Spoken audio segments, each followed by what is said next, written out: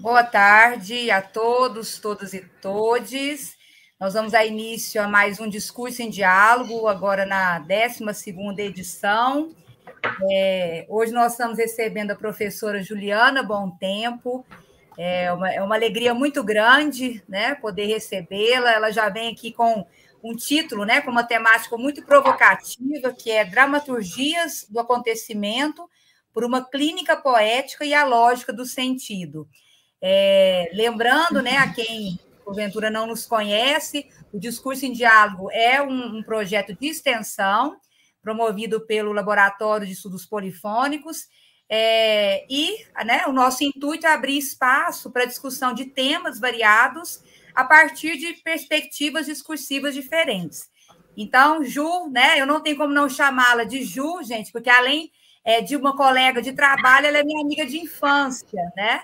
Então, assim, é com muita alegria mesmo que, né, compartilho aqui esse momento com ela, poder ouvir ela, né? Agora que ela virou gente grande, está aqui, né? Com certeza nos trará muitas provocações. Seja muito bem-vinda. Obrigada por ter aceito aí estar conosco nessa tarde. E passo para o Tiago, que ele vai fazer uma breve apresentação sua e depois a gente conversa. Obrigada. Obrigado, Cristiane. Seja bem-vinda, professora Juliana. Boa tarde a todos e todas. O Laboratório de Estudos Polifônicos fica, de fato, muito feliz de poder ter aí o nosso 12º encontro nesse formato, nosso evento Discurso em Diálogo, com uma fala tão interessante como a que o título da professora Juliana nos propõe. Então, de forma protocolar, eu faço uma breve leitura do currículo da professora para que a gente possa passar a palavra para ela e ela desenvolver as suas reflexões conosco.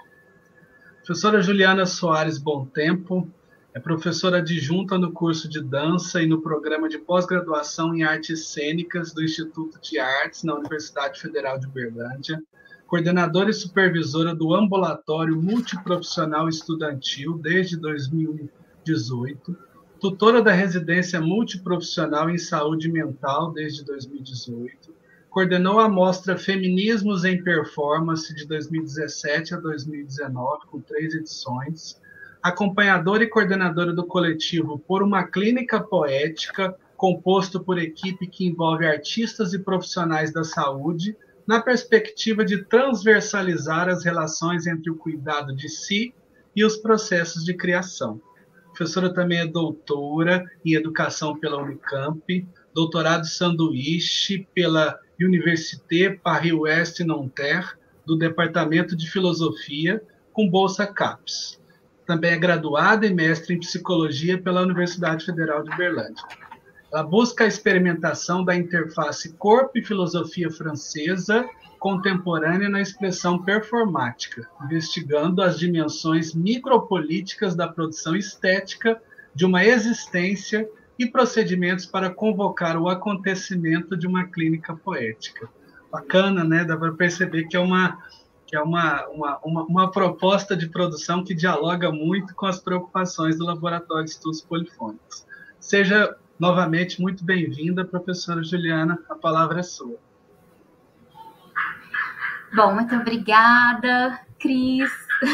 Tiago, também não consigo chamar a Cris de doutora Cristiane Brito, sabendo de todo o percurso dela e, enfim, né, de toda a nossa vida juntas, e uma produção que me afeta muito. Então, ser convidada pela Cris é muito importante, interessante, e muito bom encontrar essa aliada, não só como colega de trabalho, mas de vida, de política e de educação, né?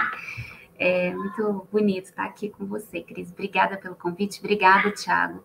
E para mim é um prazer estar nesse departamento. Eu sempre fiquei assim de longe olhando, né, para o departamento de vocês. Até já participei com um outro compartilhamento do trabalho do Grupo Asfalto, que a gente trabalhou de 2015 a 2018 na universidade, com intervenções urbanas, e nós tínhamos uma questão que tem uma relação muito próxima com isso que a gente vai conversar aqui hoje, que é a ideia de que a intervenção nos signos do cotidiano produz uma mobilização desses sentidos, que muitas vezes estão tão ditados e tão amarrados em algum tipo de estabilização. É muito interessante e eu acho muito legal pensar a questão dos signos e da linguagem de uma perspectiva prática e filosófica a partir desses referenciais que eu estudo, né? Eu trabalho com Deleuze e Guattari, então com a esquizoanálise, porque existe uma espécie de contravenção, assim, que eles propõem. Então, falar no departamento de vocês, sabendo que eu tenho muitos estudiosos aqui da linguagem, muito me interessa, né? Porque eu acho que são provocações que nos mobilizam a pensar um pouco sobre o mundo que a gente está vivendo e a produção de sentido, né? E quanto isso é político também, tanto em termos de produção de si, quanto do mundo que a gente vive. Então, primeiro, queria muito agradecer o convite, agradecer essa iniciativa de vocês, porque é urgente a gente falar de algumas coisas, né? Principalmente no campo da linguagem e da comunicação, entendendo que muito do que a gente está vivendo é a partir também de um paradigma estético e político, de como a gente vai desenvolvendo essa partilha do sensível, né? Usando aí um termo do Rancière, mas como a gente vai partilhando um sensível, isso não é bom ou ruim, né? Depende muito do a serviço do que a gente vai produzindo essas questões. Então, acho que o Deleuze e o Guattari também nos provocam nesse sentido. E vou compartilhar um pouco de um projeto que chama Por uma Clínica Poética, que é um projeto de extensão, que veio de um desdobramento um pouco do Grupo Asfalto, porque a gente está numa relação de pensar a clínica com as artes do corpo, entendendo que a linguagem, no sentido que eu vou abordar aqui, e aí eu vou adorar receber a provocação de vocês e as críticas que eu vou falar, também passa por um outro tipo de expressividade, né? O sintoma, ele também passa, o sintoma aí eu estou falando mesmo de um quadro clínico da saúde mental, que é minha área de atuação, ele passa por uma produção que às vezes está aquém ou além da linguagem enquanto isso que a gente entende como um conteúdo de significados e signos e símbolos, né? Que de alguma forma vão territorializando um pouco o que a gente sente, né? É muito interessante na clínica porque as pessoas chegam para mim e falam assim, e para quem é psicólogo ou terapeuta já deve ter passado por isso, mas eu preciso saber o que eu tenho, né? Uma ânsia pelo diagnóstico e para aquele nome que de alguma forma dá um território de justificativa social e político para o que a pessoa está vivenciando, sentindo. Bom, mas o sintoma é aquilo que aparece, né? É aquilo que se manifesta, é aquilo que se expressa do corpo. E o sintoma, ele vem também de algum tipo de situação. Nenhum sintoma brota do asfalto. Então, o sintoma é um tipo de expressividade e muitas vezes corporal, antes do diagnóstico, antes da gente nomear, que é uma espécie de vazamento de um campo de afecção, que às vezes a gente nem sabe o que é. Quando a gente dá um nome, parece que a gente territorializa isso, né? E algumas sensações e alguns sentimentos e algumas precariedades existenciais na nossa sociedade encontram um amparo muito interessante no campo da psicologia e da psiquiatria, entendendo que isso também vai sendo gestado por todo um mecanismo de controle, de direcionamento e de significação e interpretação do que está sendo feito. Muitas vezes, localizando isso no próprio sujeito. E esse é um grande problema para a gente, porque para o Deleuze e para o Guattari, e aí eu vou alargar isso para falar da clínica poética, para o Deleuze, para o Guattari e para a clínica poética, né, e para outras perspectivas também da esquizoanálise, quando a gente pensa o sintoma, mesmo que ele se manifeste no sujeito, ele é sempre político e social. Todo sintoma é político e social, né? Isso é uma contravenção de toda a produção da humanidade, do homem, né? E do humanismo e do próprio sujeito do que a gente vive hoje. É lógico que isso se expressa no meu corpo, que muitas vezes sou eu que sou impedida de me manifestar. Mas quando a gente entende que isso é um problema meu, o seu, isso também perde toda a dimensão social de produção de nós, né? Nós somos uma espécie de resultante dessas relações. E aí é um pouco por aí que eu queria falar sobre a ideia de uma dramaturgia, do acontecimento. por que eu peguei essa ideia? Tem um livro do Deleuze, eu ainda não vou mostrar os slides, tá, gente? Daqui a pouco eu vou apresentar uns slides e aí a gente vai passando um pouco por isso. Mas antes disso, um pouquinho, queria falar de onde vem essa ideia de uma dramaturgia do acontecimento, né? Se a gente pensar a história da dramaturgia, ela vem também de toda uma produção textual que convoca e convida uma corporeidade, né? Haja vista o teatro e mesmo quando a gente começa a ter isso na dança, né? Todas a questão cênica mesmo que as artes vão ganhando como um modo de expressão da nobreza, né, no final do século XVI e XVII, e toda essa dramatização que vai sendo regida por um texto dramático. Né? Então, há uma ênfase na narrativa que vai se deslocando, e hoje a gente discute muito a questão da dramaturgia do corpo, para pensar uma espécie de cena, ou seja, uma espécie de contexto. E aí o Deleuze, ele tem um texto, esse texto é de 67, ele está publicado nesse livro, A Ilha Deserta e Outros Escritos, que é um texto, um livro organizado com textos do Deleuze por Davi Lapujade. E esse texto especificamente foi traduzido pelo Luiz Orlandi, que eu tive a honra de ser aluna, meu querido professor Orlandi, que chama O Método da Dramatização, que é um texto de 1967. E nesse texto, o Deleuze provoca a gente fazendo a seguinte pergunta. Não está assegurado que a questão o que é seja uma boa questão para descobrir a essência ou a ideia. É possível que questões do tipo quem, quando, como, onde, quando e quanto são melhores, tanto para descobrir a essência de algo, quanto para determinar algo mais importante concernente à ideia. Essa provocação, que depois ele vai desdobrar em várias questões, né? Ela vai dizer que toda essa dimensão que a gente tem, mais do que definir o que é isso, e aí a gente está, né? Se a gente pensar no que eu comecei falando, quando a gente vai para um diagnóstico, a gente quer saber o que é isso. Mais interessante do que é isso é a gente pensar o como, quando, onde isso se dá. Ou seja, é entender que o método que nos interessa passa por uma dramaturgia mais do que por uma definição que estabilizaria isso é assim. Isso é toda uma discussão sobre a relação entre identidade e subjetividade, entendendo a subjetividade como esse campo de produção de si no mundo que não se efetiva por completo jamais. Né? Ou seja, a ideia de identidade é bem problemática nesse sentido. E a identidade, muitas vezes, ela é regida pela linguagem. Então, eu começo pensando a dramatização desse lugar de que toda a história da ideia, ou seja, toda a história que a gente tem, ela não é necessária, nunca foi, mas ela é contingencial. Ou seja, ela depende de uma contingência, ela tá sendo produzida a cada momento, inclusive agora, quando a gente está aqui, né, com esses novos dispositivos e esse novo modo de nos encontrarmos. Bom, então já começamos aí com um problema do que eu não vou aqui dizer o que é, mas eu estou interessada em pensar como isso funciona. Isso também é uma frase bem forte, né, da esquizoanálise. Não nos interessa o que isso quer dizer. Nos interessa como isso funciona, como isso opera, onde, quando, quem, como. Nos interessa pensar nesse método da dramatização para pensar no próprio sentido e na produção de uma expressividade que muitas vezes a sintaxe não dá conta.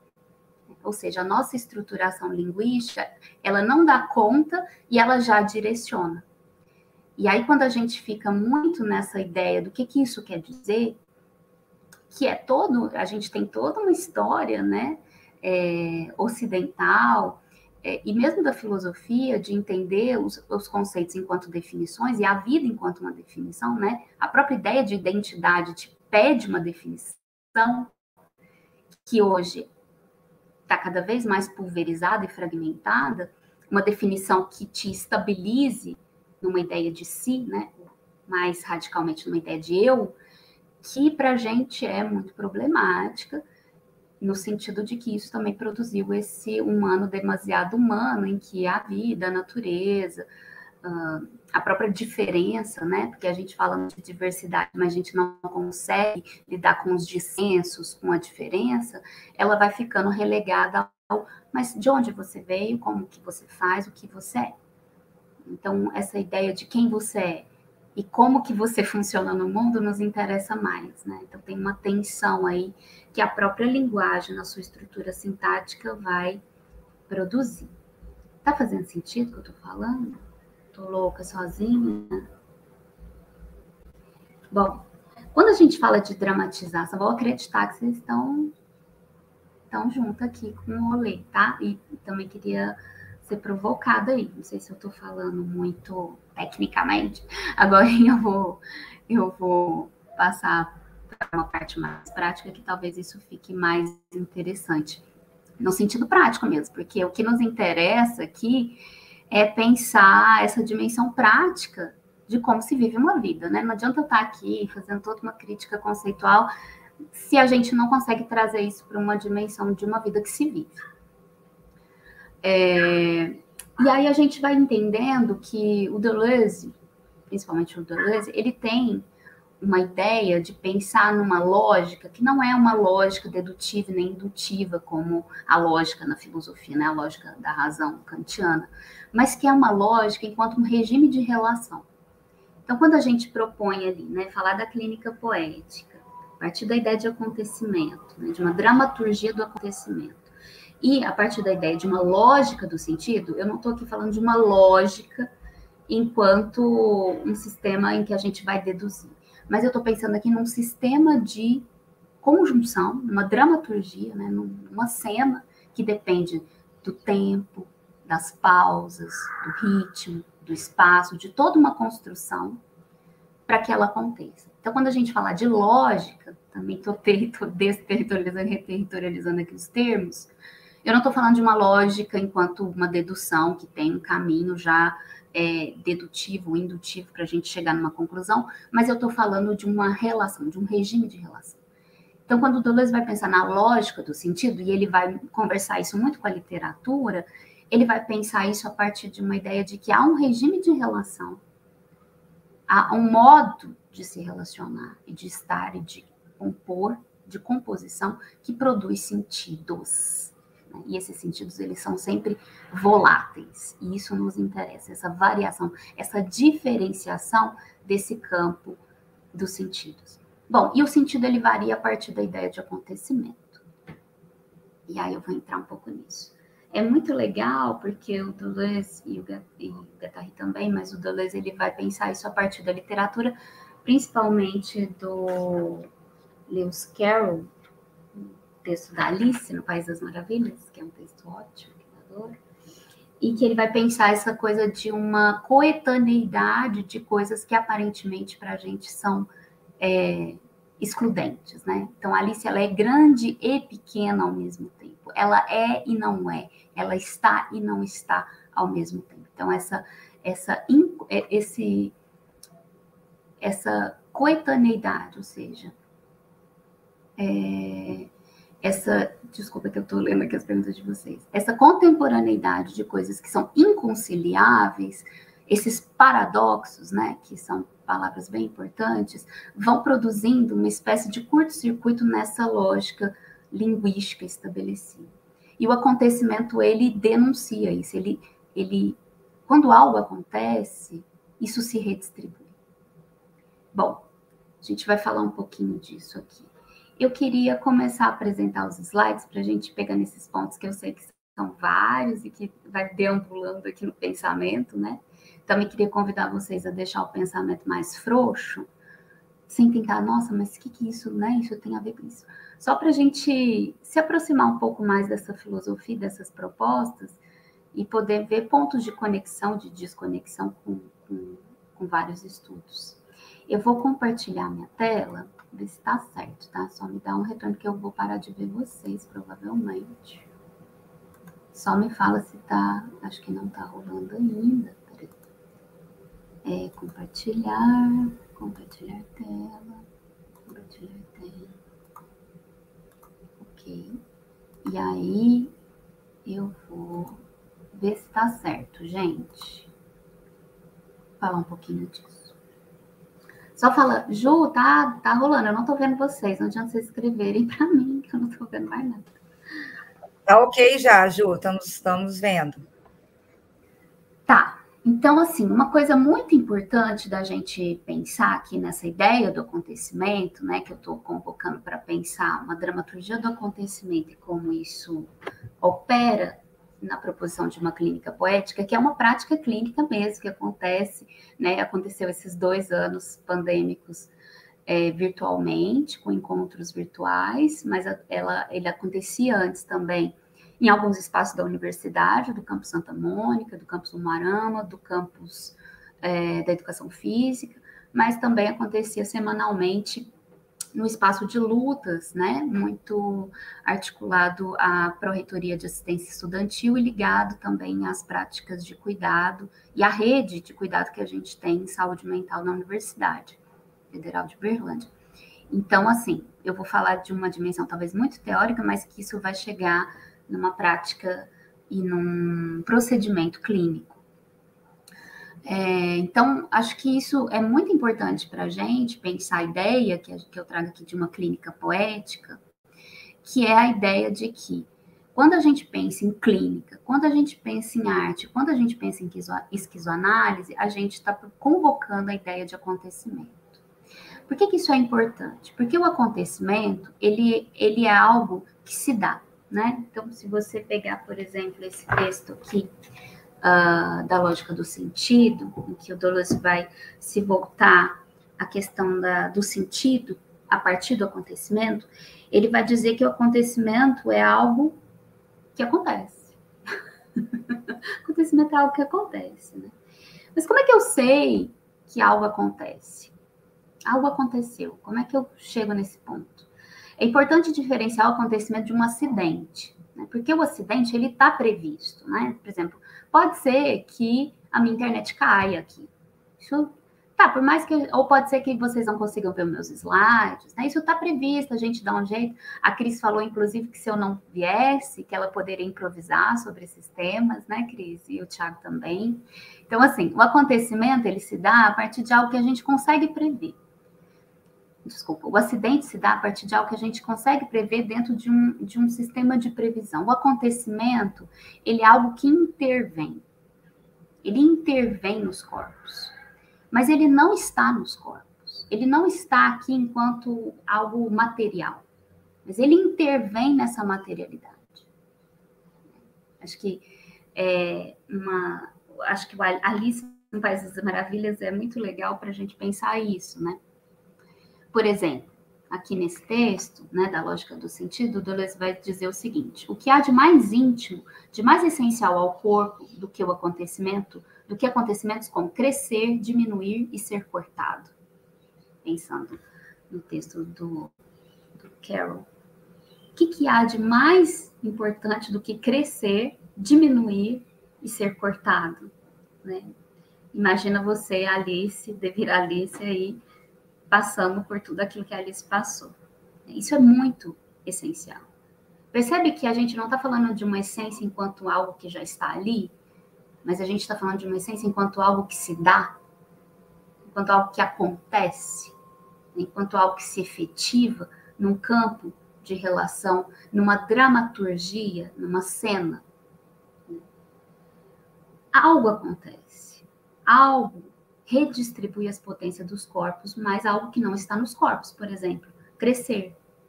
Então, está nos corpos crescer, mas os corpos crescem. Eles têm um efeito disso. Eles têm um efeito do acontecimento. Então, o acontecimento é algo que muitas vezes se dá e que às vezes eu não consigo localizar, mas ele redistribui as potências. E isso muito nos interessa numa prática clínica. E é nesse sentido que a gente não entende que a gente faz uma clínica, mas a gente faz uma espécie de dança da chuva. A gente convoca, né? E aí é bem da ordem da bruxaria mesmo, eu gosto de falar da bruxaria também. A gente convoca, né? A gente convoca esse acontecimento clínico poético. não é diferente das artes, né? Por mais que você tenha lá todos os seus procedimentos artísticos, que você trabalhe, que você faça, que você repita, que você faça de novo, que você jogue fora seus rascunhos, ensaie, ensaie, ensaie. Quando alguém vai ter uma experiência realmente estética, no sentido de colocar a sua percepção e a sua sensação num movimento outro, no sentido de se afetar no campo das sensibilidades, ou seja, de desenvolver ou de ser atravessado por uma sensibilidade que não estava ali antes daquele encontro, você não tem como garantir isso. Você não tem como garantir que uma clínica ela realmente vai dar consistência, por exemplo, para uma crise de pânico. E isso vai ganhar uma consistência em que você possa existir junto à crise de pânico. Você não tem como garantir. Bom, mas você tem como criar procedimentos para atravessar. Sem garantias, mas para atravessar. E isso é da ordem do acontecimento, né? Então, o que a gente faz enquanto artista, o que a gente faz enquanto clínico, em última análise, o que a gente faz enquanto professor é convocar o acontecimento da clínica, o acontecimento da sensibilidade, o acontecimento da aprendizagem. A gente não tem como garantir que alguém aprende. Tem um texto muito importante do Deleuze e do Guattari, né, que na verdade está no Mille Plateaus, que é um livro de 1980 e que foi traduzido e foi seriado, né, em 5 volumes no Brasil, por várias questões, inclusive mercadológicas, mas que é um livrão, assim, na verdade, em que o Deleuze vai perguntar assim, como que eu sei que alguém se torna bom em latim? Como que eu posso garantir que alguém se torna bom em latim? Ele vai dizer, alguém precisa se tornar sensível aos signos do latim. Como que um marceneiro se torna bom em marcenaria? Ele precisa se tornar sensível aos signos da madeira. E essa sensibilidade, ela é da ordem estética, ela é da ordem do encontro, ela é da ordem do acontecimento. Eu acho muito interessante pensar isso quando a gente vai pensar na aprendizagem, na educação, porque a gente sempre está querendo que as pessoas aprendam, né? Ou que as crianças aprendam, ou que tenham um currículo que seja satisfatório, mas ninguém se pergunta assim, como que eu faço para essa criança se tornar sensível à letra? Isso é da ordem do desejo, né? Como é que eu faço para criar uma dramaturgia que convoque o acontecimento de uma aprendizagem, por exemplo, da leitura, ou da escrita, ou do letramento? Eu acho isso uma pergunta de uma ordem estética, né? Entendendo que o que nos faz aprender, o que nos mobiliza a, sei lá, sair de uma crise, o que nos mobiliza a engajar num aprendizado é justamente nos tornarmos sensíveis a isso. E é por isso que a gente está aqui falando de uma esquizoanálise, né? O termo esquizo significa fragmento. E é muito interessante a gente pensar, eu sempre acho tudo muito interessante, né? Essa palavra é bem repetitiva, mas é muito interessante, para mim é muito interessante, não sei se é verdadeiro, mas é interessante, pensar a ideia de uma esquizoanálise, ou seja, de uma análise daquilo que cinge, daquilo que corta essa lógica, onde, e aí eu vou talvez tocar aqui em alguns pontos, onde a psicanálise lê como corte, castração, limite, nós lemos como abertura, multiplicidade, possibilidade. Então, é uma lógica de pensar essa outra relação com o mundo e a produção de outros mundos como uma possibilidade de multiplicidade. Isso não quer dizer que eu não precise da consistência e que eu não possa me perder e adoecer nisso. Ou seja, não é uma apologia a todo mundo ficar muito doido. Mas é uma ideia de que nós precisamos criar espaços saudáveis para enlouquecer e não para ficar normal. Porque o normal, ele coincide com toda essa lógica do que a gente está vivendo aqui. Uma partilha do sensível que muitas vezes é partilhado com alguns e com poucos, né? Com poucos. Acho que a gente está vivendo isso fortemente agora, não só no Brasil, mas no mundo.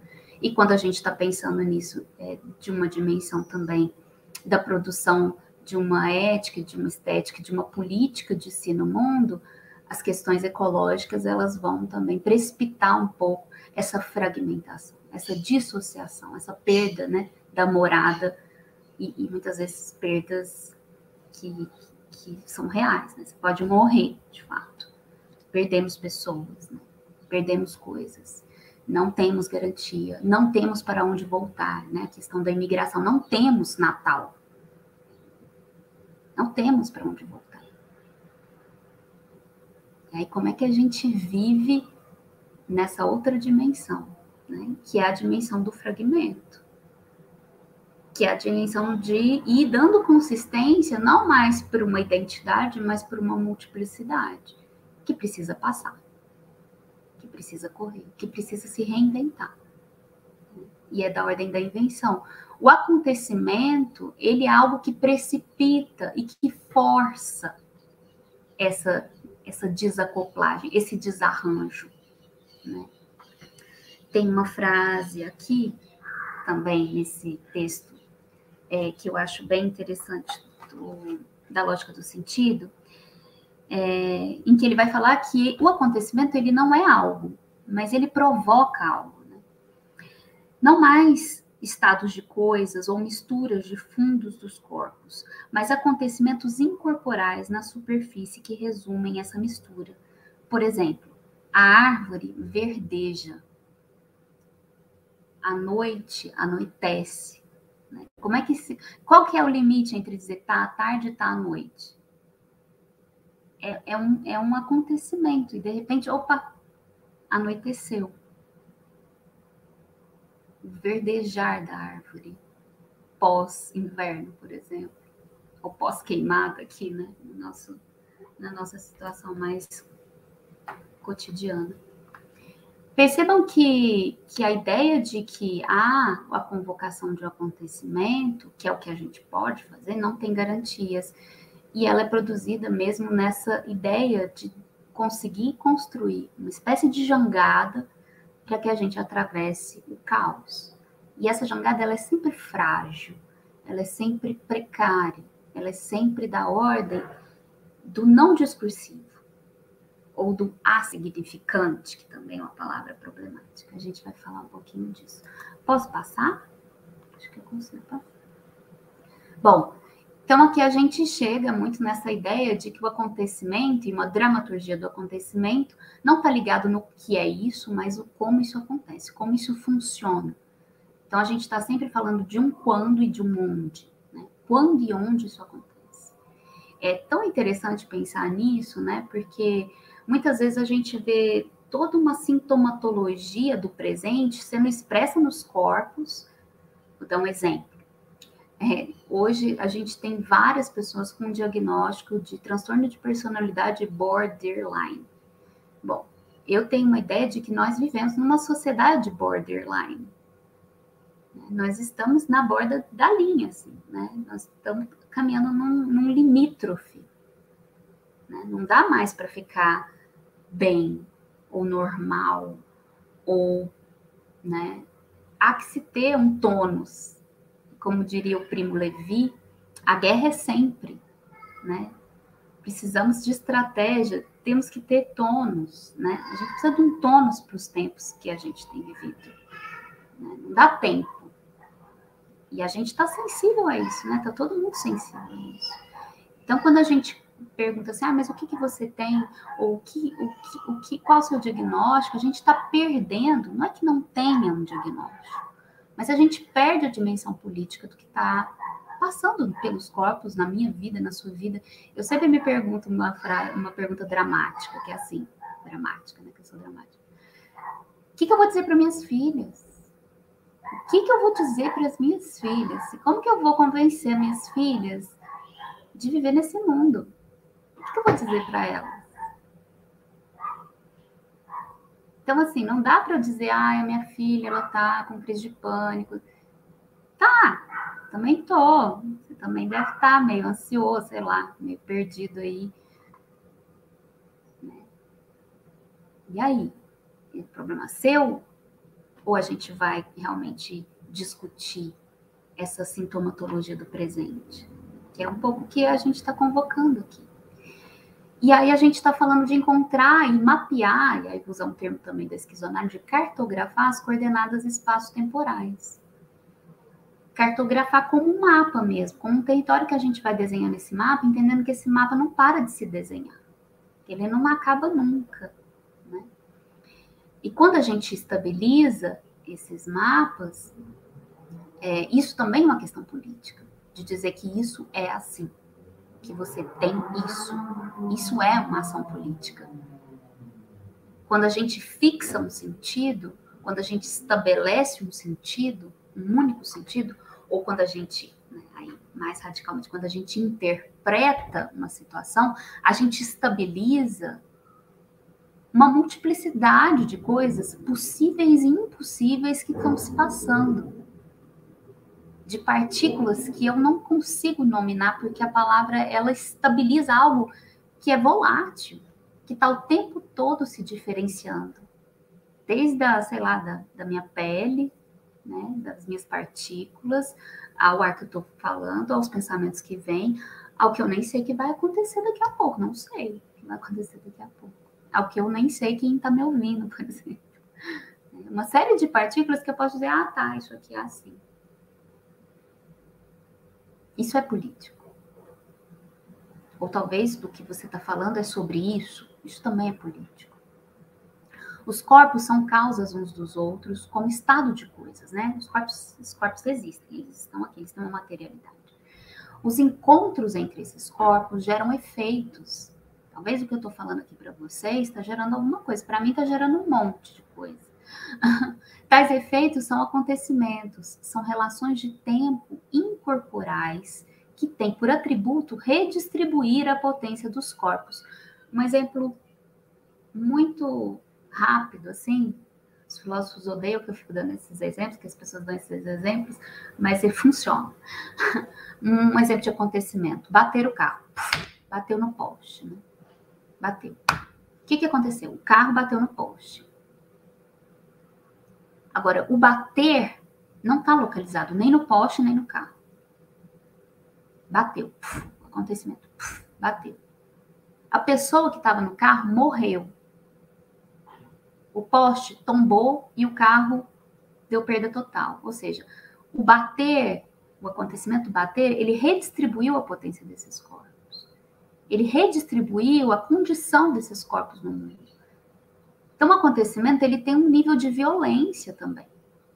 Porque ele tem uma radicalidade mesmo de redistribuir as potências. Por isso que o acidente que está previsto, isso que a gente vai reorganizando, isso não é um acontecimento. O acontecimento, ele é algo realmente que, putz, nossa, algo aconteceu. Algo está diferente. Que é isso que a gente está sentindo. Vai chegar numa hora, eu espero que chegue, né? Que a gente fala assim, nossa, esse mundo aqui já é outro. Ele já é outro. Ou seja, isso tudo que está em trânsito começa a ganhar uma consistência de um outro mundo. De um outro mundo. Por isso que a gente está assentado nesse momento da transição da ponte, é um momento muito importante politicamente da gente entender qual vida queremos. Qual vida a gente quer viver? Assim, isso é uma pergunta urgente, porque as coisas estão se redistribuindo e já estão em disputa.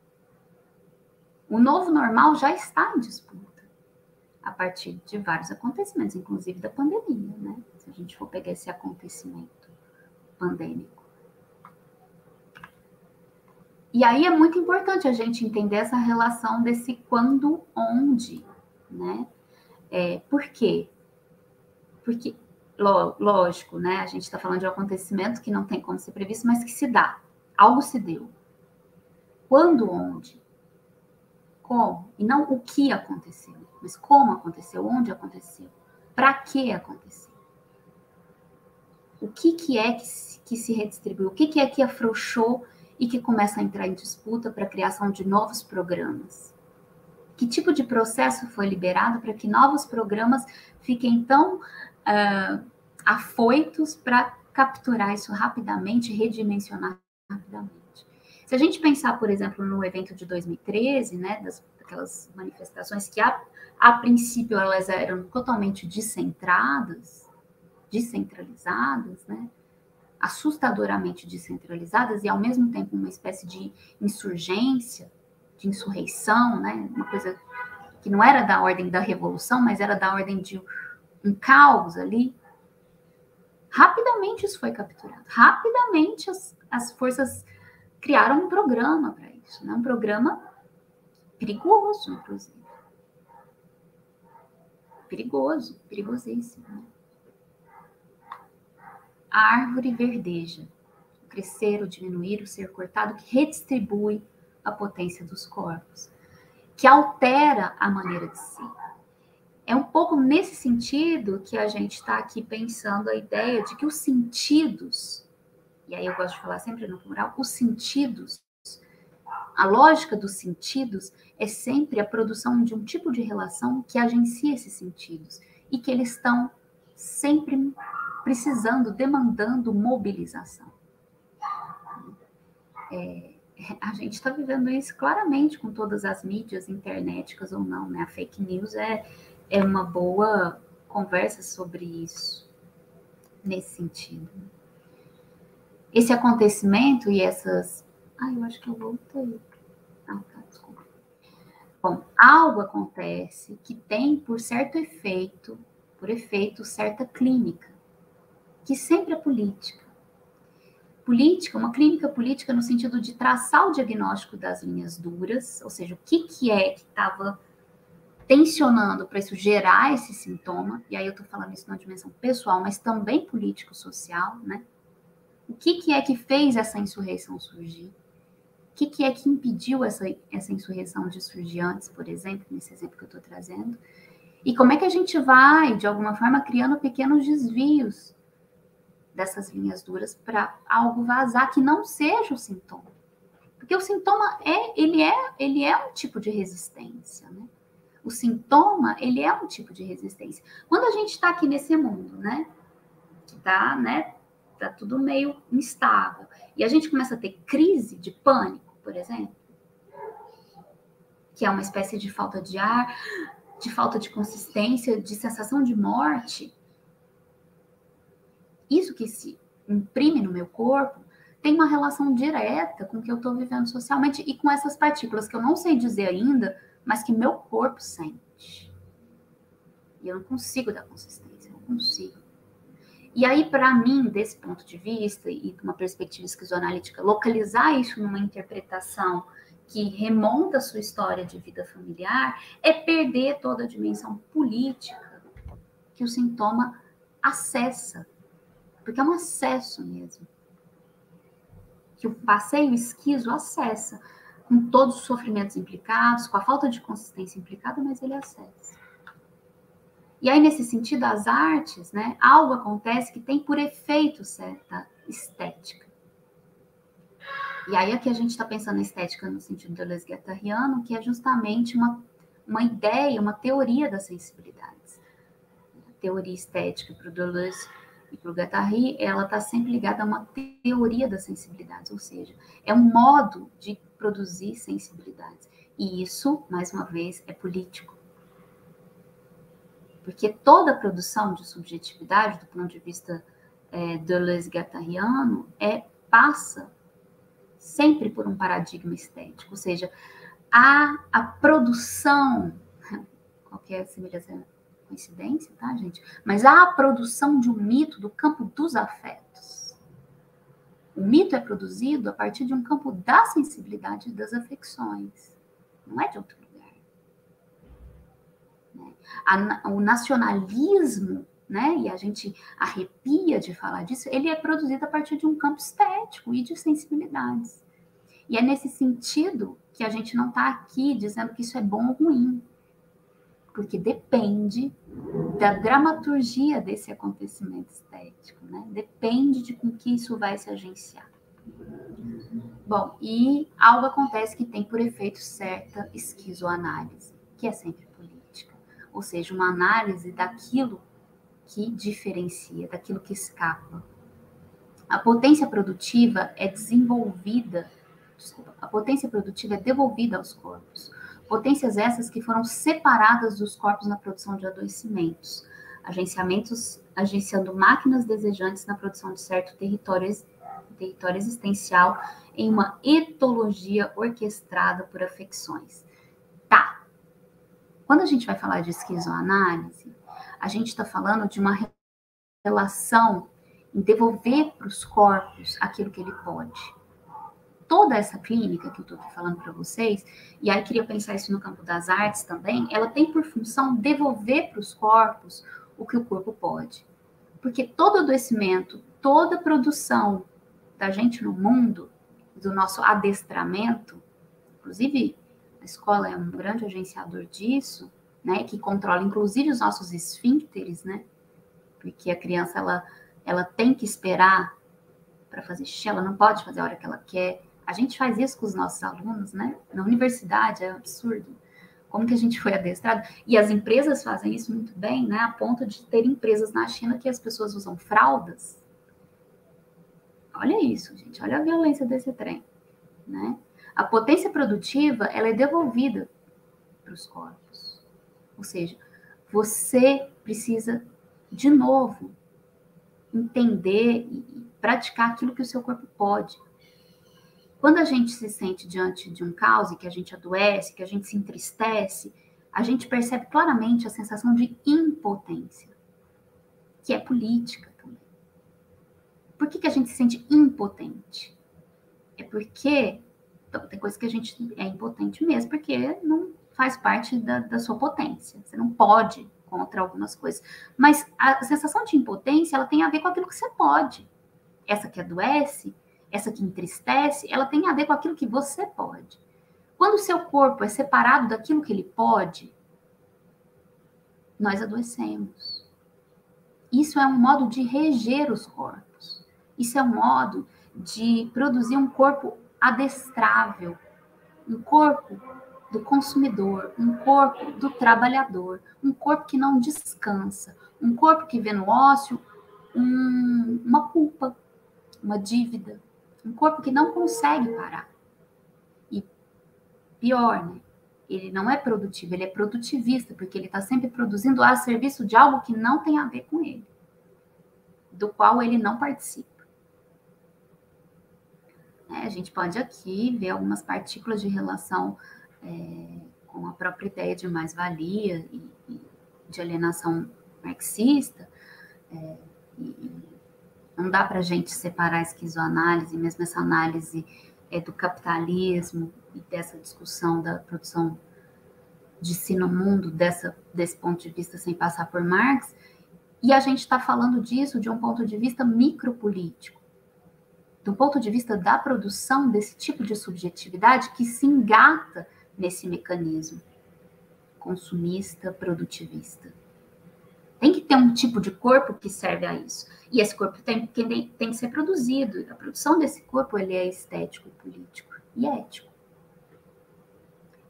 E é nesse sentido que a gente trabalha meio que na contravertente disso, buscando criar contextos em que as pessoas possam exercer as suas potências, né? Em que os corpos possam ser devolvidos daquilo que ele pode. Essa é uma clínica que nos interessa. Quando a gente fala de agenciar máquinas desejantes, é justamente criar um tipo de dramaturgia de quando, onde, como, em que o desejo possa passar. Em que esse acoplamento, em que essa maquinaria que tem a ver, por exemplo, eu acho isso bem interessante para pensar a situação da gente como docente, como discente, como técnico numa universidade, que poderia ser uma grande potência de produção de vida e de alegrias e de existência, de saúde, em última análise, e que nos adoece diariamente. Que tipo de maquinaria desejante a gente está servindo Porque algo, ou alguém, ou alguma coisa também está produzindo essa maquinaria desejante que produz como resultante corpos adoecidos, amortizados, corpos que não têm tempo de vida. E aí a gente está pensando isso não de um ponto de vista mais da produção do sujeito, do ser, mas de um ponto de vista etológico. Isso é bem spinozano, né? E o Deleuze e o Guattari têm essa referência a Spinoza, que é um filósofo contemporâneo a René Descartes, assim, só para localizar na história da filosofia onde que está o Spinoza, mas o Spinoza ele vai pensar numa etologia, né?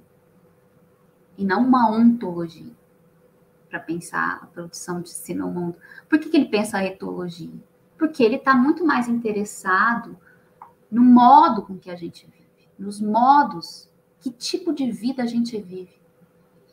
E para ele, essa vida vivida, essa existência vivida, essa produção de si no mundo, que não é abstrata, não tem a ver com o que você é lá dentro de você. Não, tem a ver com o jeito que você vive. É isso que vai produzir um tipo de Juliana, de Cristiane, de Tiago. Como você vive a sua vida? São os modos que nos produzem. Porque assim, você pode ter o coração muito bom, mas como você vive isso? Né? E isso é muito diferente de pensar numa coisa essencial de que o homem é bom ou o homem é mau. Não, como você vive a sua vida? Como que você mapeia seus apetites vitais? O que te abre o apetite de vida? E isso é totalmente orquestrado pelas afecções. O que te mobiliza a estar aqui agora ouvindo a gente, por exemplo? Bom, e aí a gente começa a deslocar isso, né, para outras relações, assim, com tudo isso. Eu queria só pedir uma coisa, porque eu não sei quanto tempo eu tenho, eu já estou falando aqui, tem que uns 40 minutos, 50? Vocês têm que me avisar, tá? Senão eu vou falar aqui, ó, vou falar. Tá? Só me diz, converse comigo. Não me deixe sozinho. Vê se tá tudo certo, se é isso mesmo, se a gente pode seguir.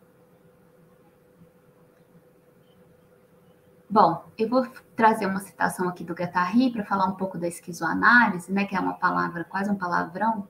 Eis que voltamos à questão da esquizoanálise. Não se trata, como podemos perceber, de uma nova receita psicológica ou psicossociológica, mas de uma prática micropolítica que só tomará sentido em relação a um gigantesco rizoma de revoluções moleculares, proliferando a partir de uma multidão de devires mutantes. Devir mulher, devir criança, devir velho, devir animal, planta, cosmos, devir invisível. Tantas maneiras de inventar, de maquinar novas sensibilidades, novas inteligências da existência, uma nova doçura.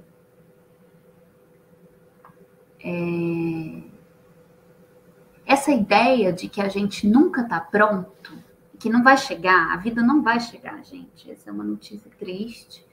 Mas a gente estava assim, né? Nossa, quando eu casar, quando eu tiver minhas filhas, quando eu tiver a minha casa, quando eu... Assim, isso não vai chegar. Tá? Não vai chegar. Não vai chegar. É isso. A vida é isso aqui que tá passando aí na sua janela.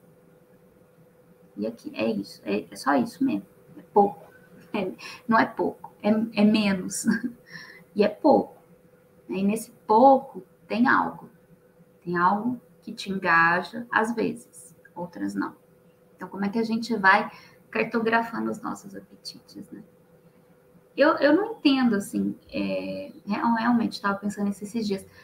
Qual que seria o tempo mais importante de uma existência do que mapear aquilo que aumenta a minha vontade de vida? Que outra tarefa seria mais importante que essa? Fiquei pensando nisso esses dias, assim. Porque a gente sente muita culpa de não estar trabalhando, né? É uma coisa impressionante. Tipo, a gente que tira férias, a pessoa de férias, ela fica perdida, assim, não sabe o que fazer. Perdida. É interessante isso. Bom, essa ideia de que a gente pode entrar no devir, né? E a ideia do devir também como um campo de partilha do sensível, de captação de alguma coisa dessas dimensões menores, mulher, criança, velho, animal, planta, cosmos, algo que eu não consigo ver, mas que eu sinto. Tantas maneiras de inventar essas novas sensibilidades e uma nova inteligência da existência. Né? Uma outra lógica do sentido, usando o termo deleuziano junto com o Guattari.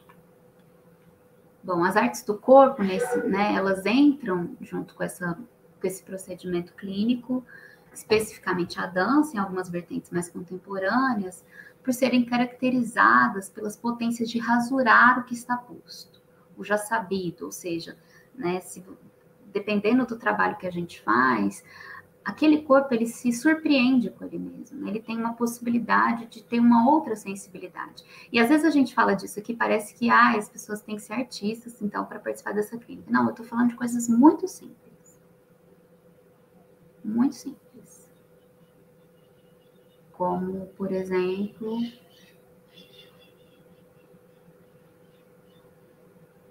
segurar uma pedra. Uma pedra pesada. Sentir o peso de uma pedra. Ou, por exemplo, ir sentindo o peso da gravidade, tentando te achatar no chão. E perceber quanto de esforço tônico, muscular, você precisa fazer para manter o seu corpo ereto. Perceber que às vezes a gente se esforça demais, ou às vezes a gente se esforça de menos. Toda essa dança com a gravidade, por exemplo, que a gente faz para estar aqui sentado numa poltrona falando com vocês na frente da tela, toda essa movimentação tem a ver com o corpo que dança. Isso não é um atributo dos dançarinos. É isso que nos interessa nessa clínica, né? Rasurar o que está posto como óbvio, o já sabido, já reconhecido, operando um tipo de intervenção problemática e dando visibilidade aos entraves dos modos de vida próprios ao cotidiano. Uma espécie de diagnóstico de onde a vida encontra-se travada nos fluxos criativos e nas forças afirmativas. Uma clínica do mundo que se dá a partir das poéticas agenciadas no e através dos corpos. É no corpo que a gente sente sintoma. É no corpo que a gente adoece, né? E esses foram alguns trabalhos que a gente desenvolveu ao longo desse ano, sempre atendendo pessoas e acolhendo pessoas com sintomas, pessoas que quiseram conhecer, pessoas que tinham uma ânsia estética, artística e de uma sensibilidade, inclusive muitas vezes modulando situações de crise, sem sabermos absolutamente nada da história de vida dessas pessoas. Né? Então, acho que isso é muito interessante na clínica, né? A gente trabalha com o que se apresenta ali, com o modo com que essa pessoa se relaciona, e temos como aliados e como intercessores objetos muito simples, mas que são tirados dos seus usos cotidianos, dos seus significados ordinários, produzindo outras possibilidades de sentido. E é nessa mobilização que essa clínica pode acontecer. É nessa bruxaria que a clínica pode acontecer. Convocar o acontecimento de uma clínica poética, criando procedimentos. Então, nós temos o procedimento.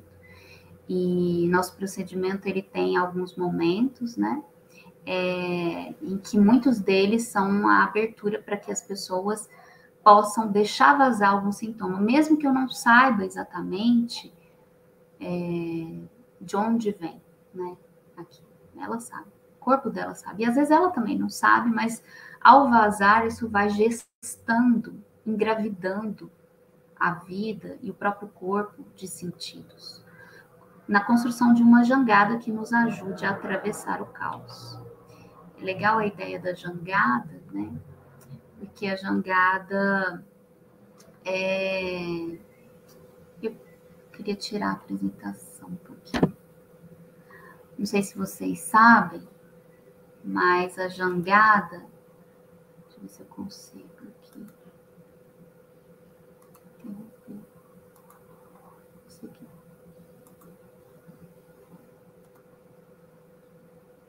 Vocês estão me ouvindo? Vamos sim, Ju. Só você na tela. Tá tudo ok. Tá bom.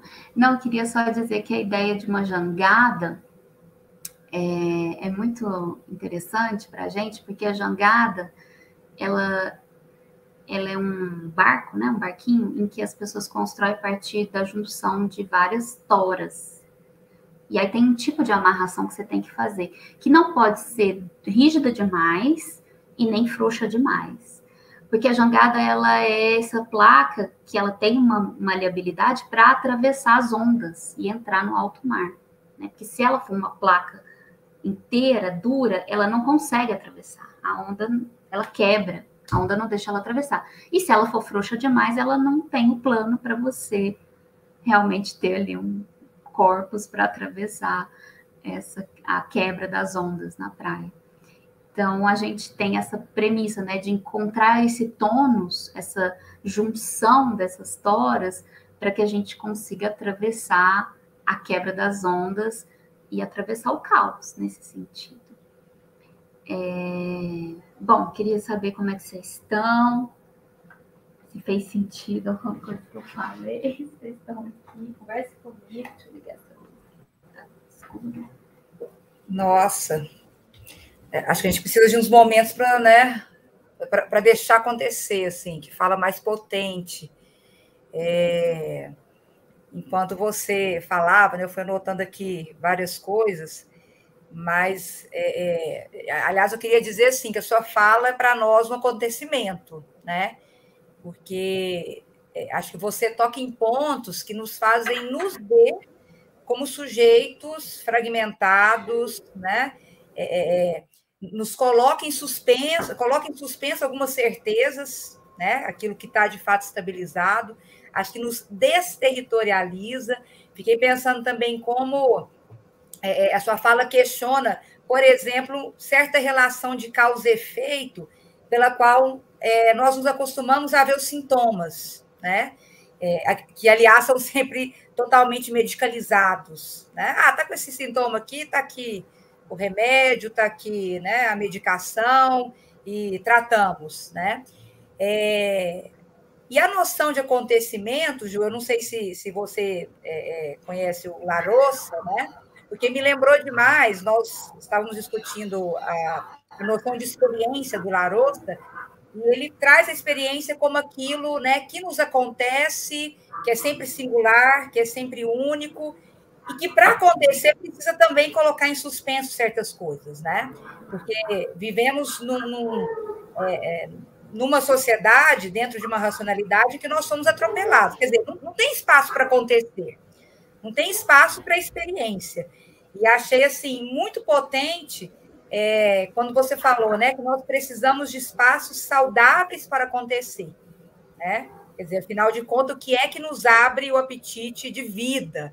Então, acho que né, a sua fala ela remete a questões de linguagem, de discurso, do corpo, das artes, mas, sobretudo, a um pensar, né, esse ser estar no mundo, né, que para Bakhtin é sempre sem álibi, né? E uma pergunta que eu queria jogar aqui, né, para não monopolizar a fala, voltando assim para a educação mesmo, como, né, mas sem a pretensão de receitas, mas como pensar, né, nesse agenciamento de máquinas desejantes na educação? Como que você vê aí? Porque sei que você transita aí, né, por várias instâncias, né, mas uma delas, né, é o lugar de professora. você tem formação na psicologia, né, na artes, na educação. Como que você pensa aí essa possibilidade de máquinas, né, de agenciar, né, esse desejo, esse né, termo que você usou, máquinas desejantes na educação?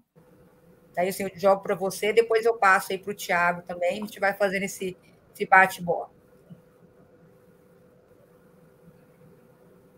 Nossa, que bom, Cris. Obrigada. Obrigada pela escuta também. Adorei você citar o Bakhtin, porque é isso, não tem álibi mesmo, né? E testemunhar, às vezes, também convocando um outro campo de pensamento é de outra ordem, né? Não tem como a gente se desculpar da nossa existência, né? A gente precisa pensar nela todo dia, porque é isso, assim, né? Tipo, você é responsável, e se você não faz nada, você é responsável também. Eu até costumo dizer que na clínica, antes de responder a sua pergunta, eu não trabalho sozinha. Eu preciso desse outro especialista que está comigo, que é um especialista na vida dele, né? Eu tenho uma especialidade técnica, mas ele sabe dele. Mesmo que não saiba, que sabe. Então, eu preciso desse trabalho junto, né? Preciso que a gente queira realmente sair dessa, ou que a gente assuma que a gente quer ficar nessa. Assim. Tem um nível aí de engajamento ético, né, no trabalho clínico. E quando você fala dessa criação de máquinas desejantes na educação, eu gosto muito dessa pergunta nesse momento que a gente está, porque eu, junto com a Karine, que é uma professora, Karine Zago, professora da enfermagem, e com a série de outros profissionais, a Fernanda Nucan, o Ricardo Wagner, professor da psicologia, nós construímos o AME, né, que é o Ambulatório de Multiprofissional Estudantil, para atender casos graves dos estudantes da UF. E é inevitável o quanto é localizado no aluno em crise o problema. Assim, isso era muito claro. Assim.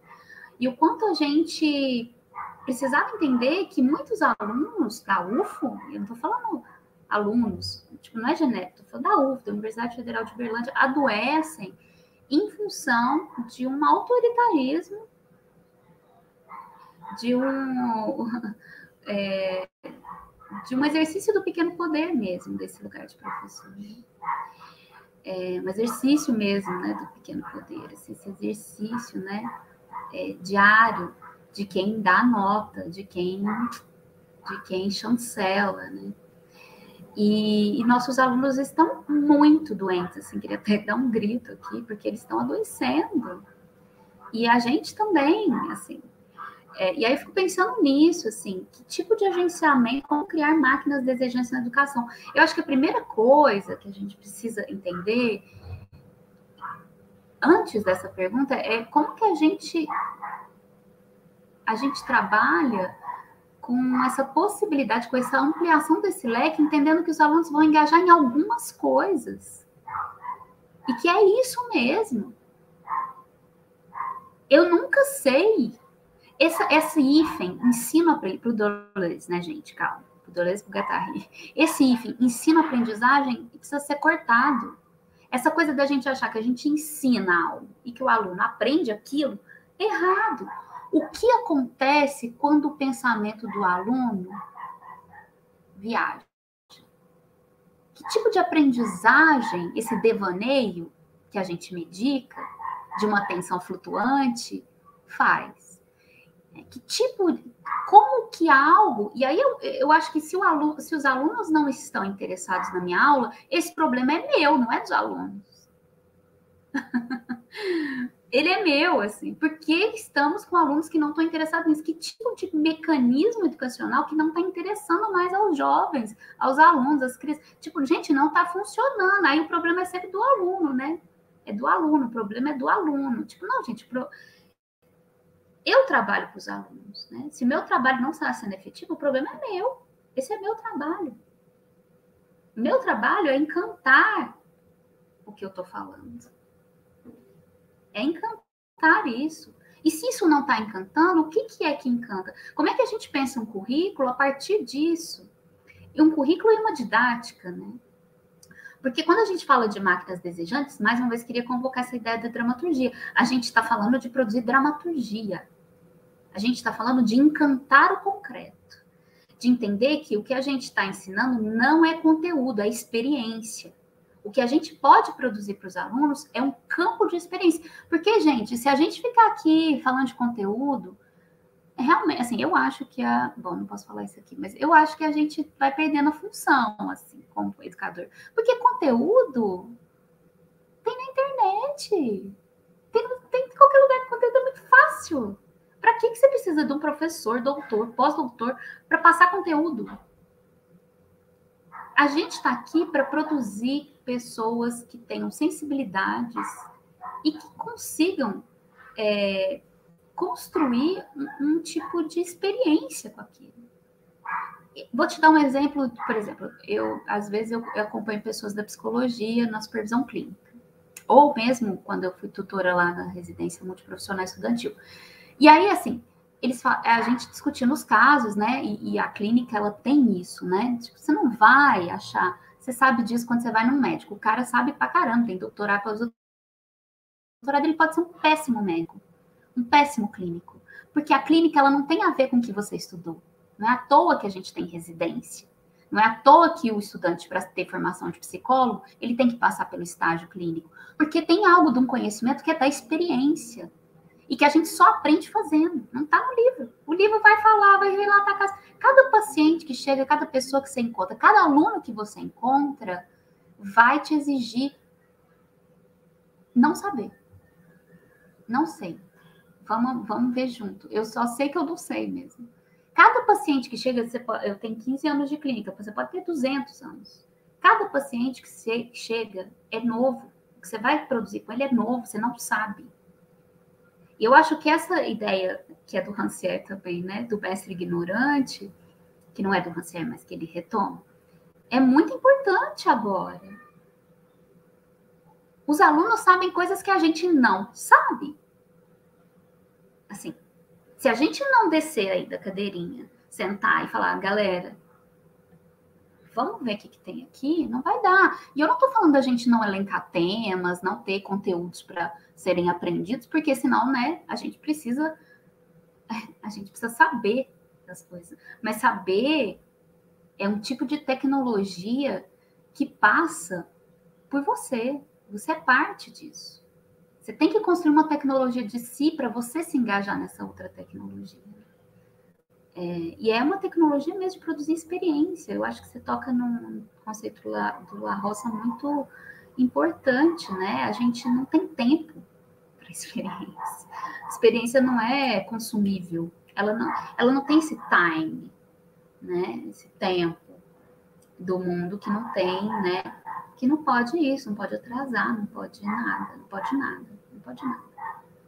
Tem que ser tudo assim. Isso não quer dizer não ser pontual, mas quer dizer, talvez, que o tempo da experiência, ele vai exigir coisas que não estão colocadas no currículo. Não estão. Né? E aí, assim, a gente está cada vez mais fragmentado, ao mesmo tempo, cada vez mais exigido. Gente, isso chama esquizofrenia, né? Diagnosticável, vai produzir uma espécie de caos subjetivante. Porque, assim, se a gente não consegue entender que esses fragmentos, essa fragmentação, ela nos possibilita, e se a gente não tem um mundo que possibilite a nossa possibilidade, que é o que está, se a gente está vivendo um mundo que está exigindo uma coisa que já não está mais aqui, faz sentido. E aliás, essa coisa do tipo, eu pedi isso, só mais essa. Eu pedi isso e você não fez. Eu pedi isso. O trabalho que você fez não foi o que eu pedi. Então, eu não vou te ouvir e você também não tem tempo de se expressar. Isso chama fascismo. Microfascismo. Só antes de passar do Thiago, assim... Sim, mas é isso que você está falando. Quer dizer, nem no momento de pandemia a gente consegue ver essa suspensão, né? Quer dizer, essa coisa de uma perspectiva conteudística, né? Assim, a impossibilidade de, às vezes, se abrir para esse acontecimento, né, para outras experiências nesse espaço escola que se deslocou, né, de um espaço físico para um virtual, mas como, né, é uma lógica que realmente tenta sempre se estabilizar, né? Então, assim, é um desafio e em qualquer nível de educação, né? Acho que da básica à superior a gente vê que é sempre uma, né, essa força centrípeta mesmo, né? Sem dar espaço para uma experiência rizomática, né? Para o devir, para o vir a ser, né? Mas vai lá, Tiago. Acho que é legal a gente retomar alguns questionamentos que foram feitos no chat, né?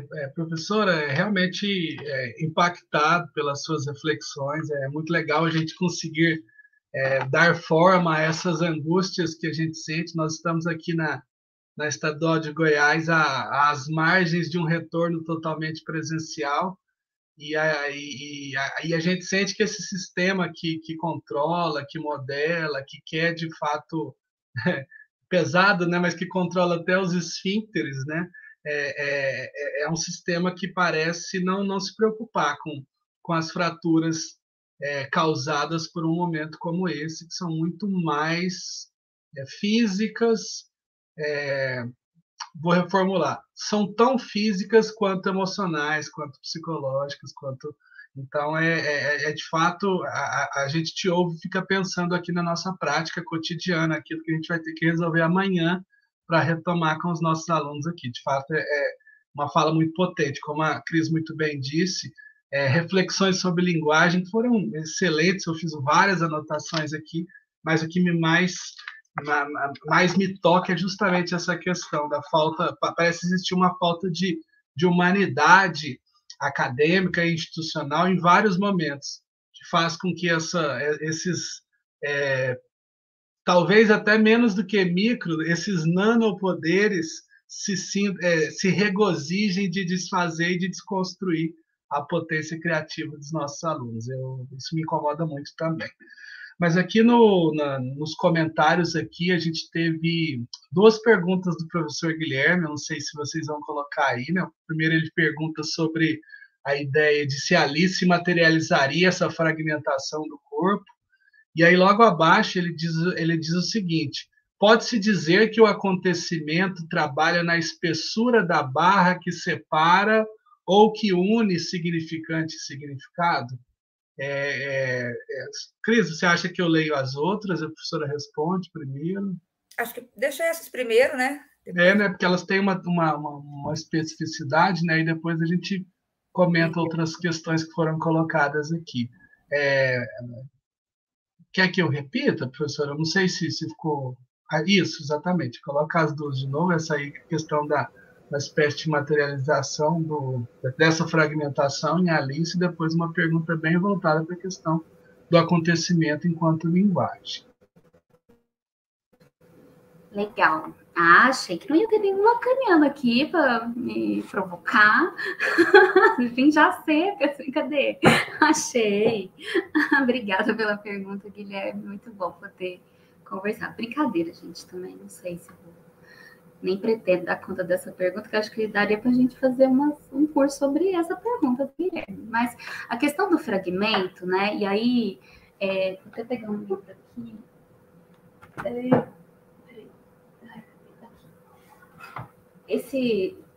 A questão do fragmento tem esse livro Proust, Os Signos, do Deleuze, que é um livro que tem duas edições, né? Ele foi primeiro publicado em 69, e depois do encontro dele com o Guattari, ele fez um adendo, assim, em 76. Então, o livro ele tem dois... deixa eu ver como é que ele chama aqui, mas são dois...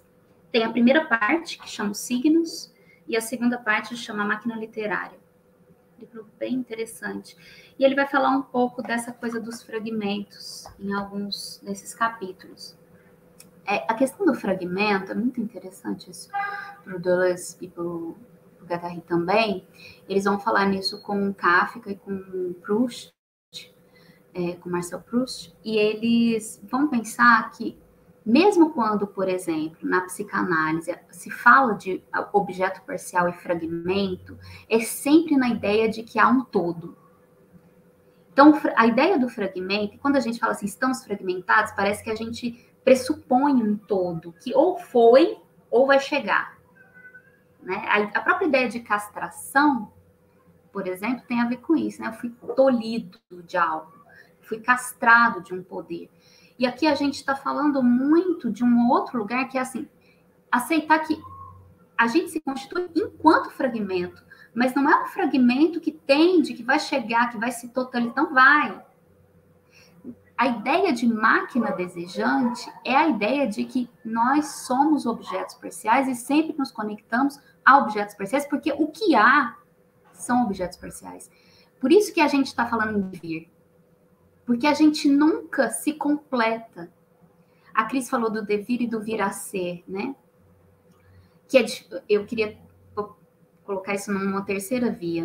O devir, o vir a ser e o porvir, né? Que são termos que o Deleuze usa em alguns momentos. A própria ideia de voyance, de vidência, que seria um porvir, né? Um povo porvir, um povo que não existe, um povo nômade. A ideia de devir, ela é uma ideia que vem de, né, última análise de Heráclito, mas ela está muito ligada à produção da ideia de individuação no Gilbert Simondon, que é um autor que quase contemporâneo do Deleuze, mas um pouquinho antes, né, escreve muito na década de 40, 50, um pouquinho antes, e que o Deleuze se referencia muito a ele, e que ele vai dizer que, além de várias coisas, que algo nunca se individua por completo. Mas essa individuação, ela sempre possui ovos de algo que vai se individuar e que nunca chega. Essa é a ideia de devir. A gente nunca chega. Nossa constituição é devir para o Deleuze. E é lógico que a gente, toda a ideia de identidade, ela vai tender a estabilizar um devir. Por isso que a gente não pensa, no sentido deleuziano, em um devir majoritário. A gente sempre devir algo que é menor. Porque toda estabilidade, toda identidade, toda normatividade tende a uma identidade, a uma estabilização do devir. E o devir, ele nunca chega. Então, o devir, ele não é um vir a ser, no sentido de algo que vai se desenvolver aristoteliano num ser, né? Tipo uma árvore que tem como potência, uma semente que tem como potência a árvore. A ideia de devir é que esse é um tornar-se continuamente, que nunca chega.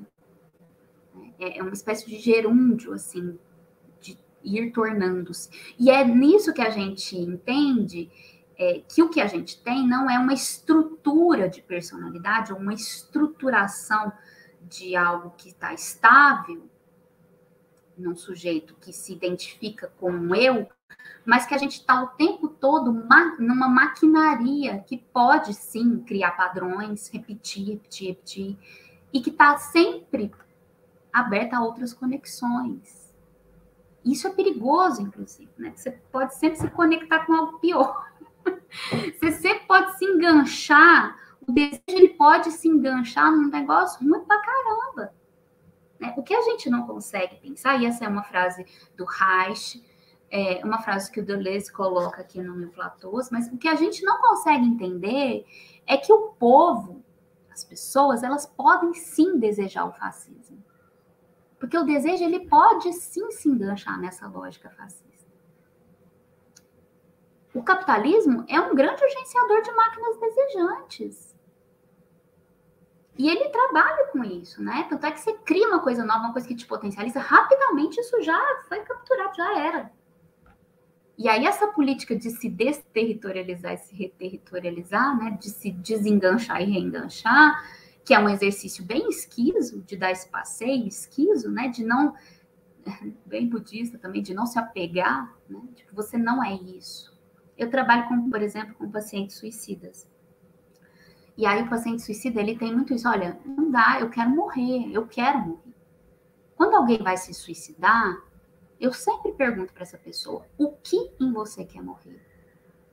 Porque se a gente sai da ideia de identidade e vai para a ideia de multiplicidade e de que a gente é devir, essa pessoa, ela está enganchada num desejo de morte, num desejo de morte.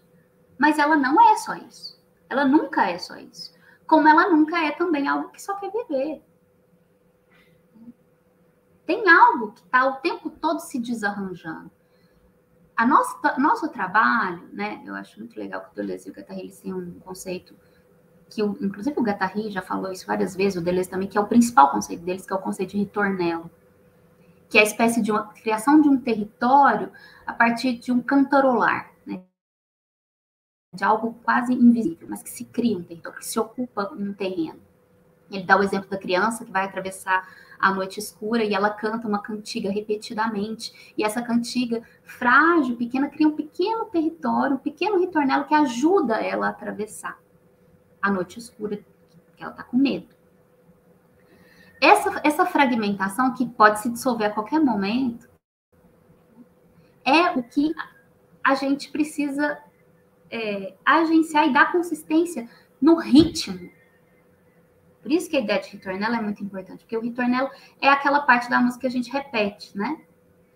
É aquela repetição, é o estribilho da música, é aquela repetição, é o refrão que você repete na música, melodicamente. Então, o que a gente está falando aqui, que tudo isso que a gente está chamando de consistência, de saúde, de produção de uma vida que vale a pena, tem a ver com ritmo.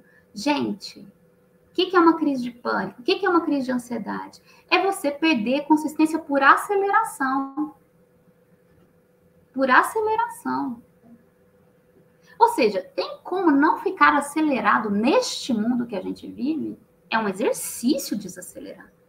É um exercício vital. Então, assim, quando a gente está falando de um fragmento, a gente não está falando aqui de uma fragmentação de algo que deu errado, que não se integrou, que não se totalizou. E essa diferenciação nos possibilita, sim, crescer e diminuir ao mesmo tempo, né, como a Alice. Então, nesse sentido, a Alice, ela é a materialização do paradoxo, que é existir, assim, existir é crescer e diminuir, né? Assim, para você crescer, algo diminui ao mesmo tempo, né? Você cresce e diminui ao mesmo tempo. Você cresce e diminui ao mesmo tempo. Tudo cresce e diminui ao mesmo tempo. É um paradoxo. A gente é e não é ao mesmo tempo. Eu gosto de estar aqui e não gosto ao mesmo tempo. Ao mesmo tempo. É um paradoxo, né? E aí, quando a gente vai falar da questão do significante e do significado, né? Que eu localizo bem de onde você está tirando essa pergunta. Mas o acontecimento, né? O sentido, nesse termo deleuziano, o sentido, isso que produz um sentido, que experimenta um sentido, que não é da ordem da interpretação, mas é a da ordem da mobilização dos signos, não tem uma relação direta com algo que me remete a. Por isso, pensar em significante e significado é como se o sentido fosse, na verdade, uma espécie de boicote ao significante, ao significado, no sentido deleuziano. Porque quando você interpreta um ato falho, por exemplo, ou uma coisa, interpreta no sentido do significante e do significado, você vai remeter a algo que está recalcado. E mais do que isso, que passou pela linguagem. O sentido para o Deleuze é o boicote da linguagem. É o que buga a linguagem, é o que não faz sentido, é o nonsense. E aí, se você coloca isso na égide do significante do significado, você territorializa isso na dimensão do indivíduo. E isso, para o Deleuze e para o Guattari, é um grande problema. Porque aí a gente vai buscando uma metáfora e uma metonímia que já tem os sentidos dados a priori. Que já tem a condição daquela experiência dada a priori. A priori daquele encontro / acontecimento que produziu esse sentido. Né? A gente pode entrar nisso, mas assim, qual que é o problema disso? Vou ler aqui meu Platôs 2, que é um texto, né, que é o Platô 4, que chama Postulados de Linguística. E aí ele vai falando sobre a linguagem e tal, ele fala da professora, né? Ó, vou ler, pode? Um parágrafo. A professora não se questiona quando interroga um aluno, assim como não se questiona quando ensina uma regra de gramática ou de cálculo. Ela insígnia, ela dá ordens, ela comanda. Os mandamentos do professor não são exteriores, nem se acrescentam ao que ele nos ensina. Não provém de significações primeiras, não são a consequência da informação. A ordem se apoia sempre, desde o início, em ordens. Por isso é redundância. A máquina do ensino obrigatório não comunica informações, mas impõe à criança coordenadas semióticas com todas as bases duais da gramática, masculino, feminino, singular, plural, substantivo, verbo, sujeito do enunciado, sujeito da enunciação. A unidade alimentar da linguagem, o enunciado, é a palavra de ordem. A linguagem não é mesmo feita para que se acredite nela, mas para obedecer e fazer obedecer.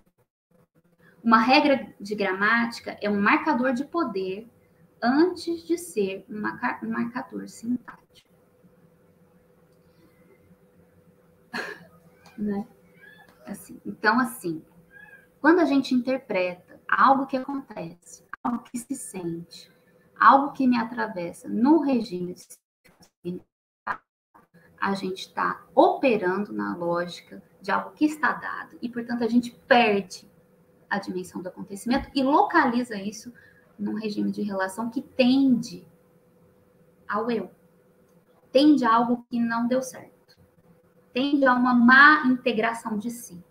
A gente trabalha numa outra lógica, né? A Alice trabalha numa outra lógica, que é de assumir o fragmento. Assim, a gente é precário mesmo, a gente não vai dar certo. A gente, sabe, assim, não vai, é isso. Não sei se isso conversa com a sua pergunta, mas, assim, adoraria conversar horas sobre isso com você, Guilherme. O Guilherme, ele é do nosso grupo de pesquisa, ele trabalha com questões de corpo, né? Não sei se ele ainda está por aí, mas é super bacana. Ju, uma coisa que eu queria te perguntar é sobre as performances, né, que vocês fazem. Assim, que você comentasse um pouco, assim, né, o intuito delas, como que elas incidem aí nessas, né, na possibilidade de talvez criar fissuras nessas lógicas, né, estabilizadas, a própria recepção, né, porque, é claro, é muito comum quando as pessoas veem as performances, falam, nossa, que coisa mais sem sentido, né, para que isso, né, como que é, assim, a visão de pensar essas performances aí? Tá. Bom, eu acho muito interessante essa pergunta. Obrigada, Cris, porque vou dar alguns exemplos. Né? Poderia até mostrar algumas imagens, mas eu teria que procurar, acho que a gente não tem tempo, porque ver, às vezes, facilita a nossa comunicação. Teve uma professora da UFO que ela tirou a própria vida. Ela se suicidou. E nesse contexto foi muito angustiante, assim, para todos nós, né? Principalmente para quem era muito próximo dela, professores, alunos. E existiu uma espécie de silenciamento da universidade sobre isso, né? E nessa ocasião, ao mesmo tempo, todo mundo muito angustiado, porque era uma pessoa muito querida, né? Muito ativa, muito querida. E isso mobilizou coisas que iam ficar embaixo do pano e que depois a gente ia resolver. E aí eles me procuraram para que a gente... E tinha também uma das facilitadoras da Clínica Poética que era a aluna dela, então tinha uma coisa muito próxima da gente, que a gente estava sensível, e a gente ficou muito mobilizado a fazer algo com isso. Né? Falar sobre, né? Explicitar, expressar o que estava acontecendo ali coletivamente e tirar isso de uma individualidade de alguém que tirou sua própria vida como algo bem pessoal, de alguém que poderia ser eu, que poderia ser você, que poderia ser qualquer um de nós. Né? Então a gente sentiu muita necessidade de politizar esse ato, E aí a gente convocou essas pessoas, foram 300 pessoas, e a gente fez uma intervenção na universidade. Nós compramos, né, com a ajuda da universidade, da PROAI, flores vermelhas, a gente pôs no lenço, cada um pegou uma flor, a gente fez uma caminhada, eu acho que isso dá para eu mostrar aqui, se vocês me permitirem. A gente fez uma caminhada com essas flores todas pelo campus, um cortejo mesmo. E a gente chegou no prédio que essa professora estava lá, a gente subiu no andar e nós despetalamos todas as pétalas. E aí choveu as flores e a gente plantou os cabos sem pétalas no jardim. E foi muito forte fazer isso, assim. A gente fez um trabalho de sensibilidade antes. Eu tenho essas imagens aqui, deixa eu abrir para vocês. A gente fez um trabalho muito sensível antes. Foi muito forte mesmo esse trabalho. E aí, assim, obviamente, a gente poderia entender que para que está fazendo isso, né? Isso é um problema. Será que vocês estão vendo? Esses aqui, deixa eu só abrir para vocês. Acho que vocês estão vendo, né? São os cabos que a gente plantou depois. Essas são as flores. Esse foi o trabalho que a gente fez antes de ir, né, com os alunos. E a gente precisou fazer isso, né? E o quanto que isso, de algum modo, cuidou de uma coisa que estava sendo silenciada e que a gente não se permite viver e discutir, que é perguntar o que é, né? Politizar uma ação extremamente importante na universidade, né? Não dá para a gente fingir que isso não está acontecendo. E criar um plano de sensibilidade coletivo em que a gente realmente possa existir, inclusive nas nossas falências e nos nossos fracassos. O que isso quer dizer? Eu não sei, mas foi uma experiência que quem esteve lá poderia compartilhar com a gente.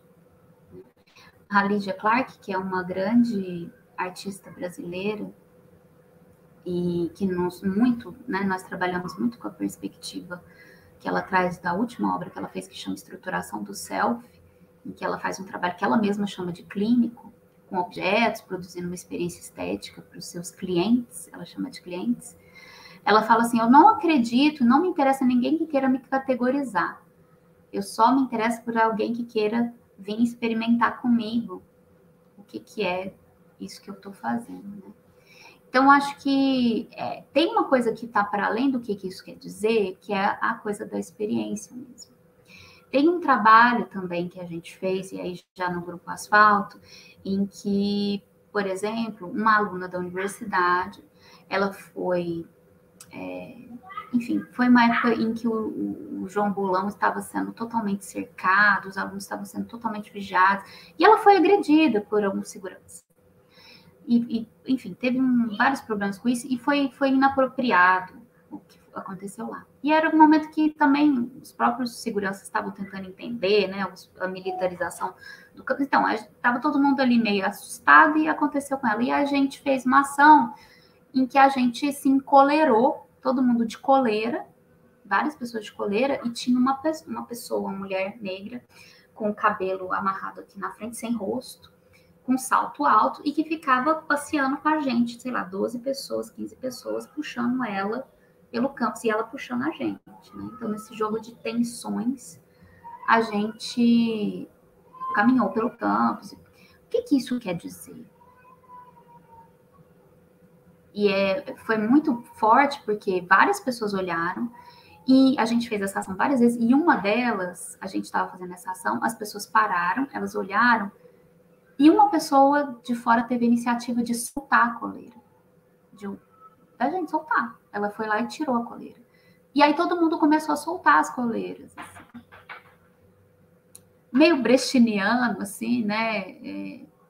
Porque era uma incitação a algo, podia não acontecer nada também, né? Como não aconteceu algumas vezes, assim, e a gente se enforcava mesmo, a gente ficava E, assim, tinha um olhar para fora, né? A gente tinha um trabalho sobre isso. Uma outra ação que a gente fez também, que a gente chegava como pessoas normais na praça, Tupão Vilela, a gente tinha todo um treinamento para isso, mas a gente chegava e a gente andava pela praça, como as pessoas estavam andando, de repente a gente parava um na frente do outro, se abraçava, ia para o chão e rolava um em cima do outro, levantava e continuava andando, né? Ata-me em teus braços, chama essa ação. E aí, essa ação, ela foi tão louca, assim, porque as pessoas criavam narrativas sobre isso, né? Tipo, nossa, eles... Teve gente que falou assim, nossa, eu vi vocês dois se abraçando e rolando, eu fiquei tão emocionada, de repente vocês se levantaram e saiu cada um para um lado. E não sei o que, não sei o que, não sei o que, começou a falar de várias coisas. E aí várias pessoas fazendo isso, pessoas do público também pediram um abraço pra gente. Outras pessoas começaram a criticar. Teve uma intervenção também muito forte que a gente tira a roupa, a gente está com, na Tupão Vilela, a gente está com uma camisola embaixo, tem homens e mulheres na ação, a gente tira, fica com essas camisolas, a gente prepara uma argila, e a gente passa a argila no corpo um do outro, e a gente deita junto e fica parado até a argila secar. Parece uma estátua, assim. E as pessoas ficaram em volta discutindo sobre isso. Inclusive de falar assim, tipo, os meninos estavam de cueca e as meninas estavam de camisola. Daí eles falaram assim, nossa, os meninos estão de cueca e as meninas estão peladas. Engraçado, né? Os meninos, nossa, tem os caras de cueca e as meninas peladas. Tipo, os caras estavam muito mais pelados, né? A pelo do que a gente. E não, eram as mulheres que estavam peladas e os meninos de cueca. Uma outra coisa é da gente ser ameaçado, a gente está lá deitado totalmente vulnerável, né? E chegar várias pessoas, nossa, mas o que é isso? Não sei o que, não sei o que. E o cara falou assim, não, lá na minha terra a gente resolve isso no facão. Essa pouca vergonha, não sei o que. E aí as pessoas do público começaram a intervir. Tipo assim, não, cara, eles estão fazendo isso pra gente ver, olha que bonito, não sei o quê. E aí começaram uma discussão, assim, a gente deitado, certo? Tipo, ai meu Deus, será que alguém vai matar a gente? Enfim, eu acho que mobiliza coisa. Uma outra cena também, essa a gente fez em outras cidades, mas que a gente bate clarinete. A gente tá muito bonito, muito elegante, assim, a gente pega e tira, bate clarinete. Fica batendo clarinete e tal. E o tanto de gente que começa a nossa, você está tendo clarinete, nossa, isso me lembrou não sei o quê, na minha terra, quando eu estava lá na minha terra, lá no sertão da Bahia, eu comia ovo cru, porque meu pai, não sei o quê. E as pessoas iam falando assim com a gente, né? Narrativas, porque são signos cotidianos, as pessoas reconhecem o que está acontecendo, mas aquilo não está dado a priori. Não tem uma função... É como se você soltasse o signo, né? Como se você desatarrachasse ele de um campo já dado de significação. E o quanto isso mobiliza, às vezes, memórias, às vezes, projeções, às vezes, instiga o imaginário que está tão precário, né? Tão precário, assim. E a gente faz isso nessa ideia da intervenção, né? Intervir, assim, intervir numa malha que também revela um monte de coisa, né? Quando você intervém numa malha social, você também vê as forças duras, né? Dessas violências, mas também do que tem ali que pode criar algum tipo de política e de desvio, né? Mas dos nossos aliados, né? Que eu acho, desconfio que já estão por aí. Mas, assim, não está dado, né? Então, mais uma vez, nessa ordem do no-sense que a gente pode produzir algum acontecimento de outra ordem. E, mais uma vez, nesse sentido que a arte pode sensibilizar um porvir, algo que não está dado. Né? Produzir uma espécie de evidência, como diria Deleuze, mas não a evidência do oráculo, de que vai prever o futuro, mas uma evidência de ver o invisível do próprio visível. De ver esse campo de encantamento e de afecção que as coisas têm perdido, porque os sentidos e os significados já estão o tempo todo dados, projetados, anulados, né? Anestesiados, ausentes. E eu acho que é nessa ordem, né, de entender que toda crise que a gente tem, seja emocional, seja econômica, seja política, seja ecológica, ela é, acima de tudo, uma crise de presença. como é que a gente convoca esse acontecimento corpo num campo de conseguir se assentar num instante, né? Parar para estar aqui realmente, assim. Isso aqui é tão raro, né? De estar aqui.